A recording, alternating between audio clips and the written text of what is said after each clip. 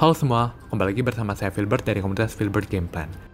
Pada video kali ini, kita akan membahas berita yang lagi hot, yaitu tentang perusahaan shipping. Perusahaan shipping apa yang masih menarik saat ini? Terkait perusahaan shipping, saya umumnya membagi menjadi dua kategori, meskipun ada yang lain juga. Namun, dua tersebut adalah yang pertama, container shipping, seperti SMDR dan Temas. Nah, terkait yang pertama ini dulu ya.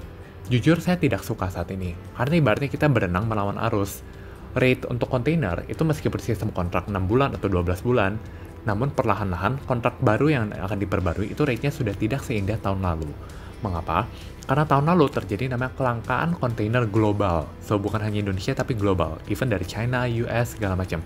Tapi masalahnya sekarang, apakah masih ada kelangkaan kontainer? Ternyata saya rasa tidak ya kalau kita lihat. Dan dari rate-nya sendiri juga sudah turun sekali. Jadi itu ibarat berenang melawan arus, saya kurang suka kalau yang seperti itu. Jadi kita tidak akan bahas lebih dalam. Nah, yang kita akan bahas lebih dalam adalah yang kategori kedua tadi, yaitu dry bulk shipping. Dry bulk shipping ini biasa berisikan batu bara, itu mayoritas. Namun umumnya bisa pasir-pasiran, maupun bisa juga nikel. Intinya yang kering-kering. Nah, untuk dry bulk shipping ini biasa diangkut dengan kapal tongkang dan kapal tunda, itu satu paket. Untuk emitennya ada PSSI, HIS, Nelly, dan juga TPMA. Nah, mereka berempat ini lagi menarik sekali saat ini. Mengapa begitu? Jadi kalau dalam analisa, framework paling simpel adalah ada dua. Yang pertama, kamu mandang dari sisi price-nya gimana. Yang kedua, Anda mandang dari sisi quantity gimana. Kita bahas satu-satu ya. Terkait price, berarti, berapa sih rate untuk kapal tongkang sekarang untuk distance segini, jalur ini ke ini. Nah, terkait itu apakah kita bisa cari di Google? Jawabannya adalah tidak bisa. Kalau dulu saya pikir kita bisa cari dan ada namanya, kita Google Dry Bulk Index. Nah, nyatanya adalah tidak bisa, itu tidak berlaku. Untuk Indonesia sendiri, semuanya itu kan sistemnya B2B kan, business to business, sehingga jujur untuk cari data sangat sulit.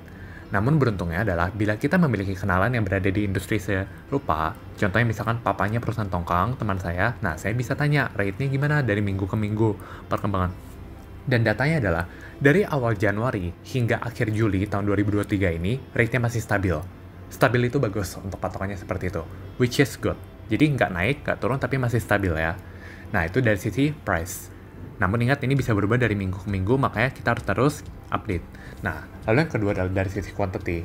Dari sisi quantity, jawabnya bagaimana? Di Q1 bagus, di Q2 bagus sebetulnya. Cuman ada 2 minggu lebaran, sehingga mungkin secara volume ya tidak begitu maksimal. Nah, di Q3 ini bagus sekali. Kenapa? Tidak ada lebaran dan beberapa emiten tuh ada armada baru, sehingga armada baru bisa kontribusi ke earnings lebih tinggi. Jadi sebenarnya dari sini kita bisa tahu dari sisi cost structure gimana. Ya cenderung relatif stabil gitu-gitu aja. Dan satu hal yang menarik ya, untuk emiten dry bulk shipping kalian cek deh pajaknya, 1,2% dari omset, murah sekali kan. Sistemnya pajak final, seperti emiten properti kan juga pajaknya sangat rendah. Itu jadi faktor yang disukain. Nah, kalau ditanya emiten favorit saya siapa untuk dry bulk shipping? Ada dua, TPMA dan juga HIS. Nah, saran saya adalah teman-teman mungkin bisa dalami bisnisnya dan bila tertarik bisa untuk dalami lebih lanjut. Oh ya, sedikit spoiler, mereka berdua akan masuk ke Filbert Analyzer 23Q2 nanti ya untuk analisa lebih lanjutnya. Oke, sekian untuk kali ini. See you guys in the next video. Bye-bye, sehat selalu.